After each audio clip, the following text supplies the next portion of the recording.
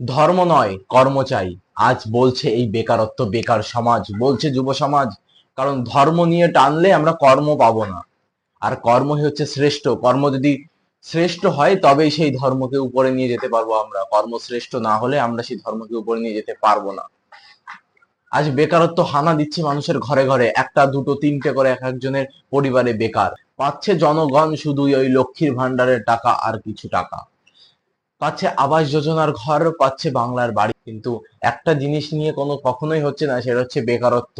হচ্ছে বেকারত্ব, নিয়োগ হচ্ছে, কিন্তু সেই যথেষ্ট নিয়োগটা কই? যে নিয়োগ দিয়ে একটা মানুষ তার পরিবারের মুখে কিছুটা চাল তুলতে পারে, কিছুটা ভাত আনতে পারে, কিছুটা ডাল তুলতে পারে, সেটার নিয়োগ নেই আজ। আজ বেকারত্ব বাড়ছে, কিন্তু বেকারত্বের যে সংখ্যাটা, সেই সংখ্যাটা আস্তে আস্তে আরো লেভেলটা হাই হচ্ছে, সেই গ্রাফটা আরো উঠে যাচ্ছে উপরে। কারণ কর্মসংস্থান নেই, কর্মের জায়গা নেই, আমরা কর্মটা করতে পারছি না।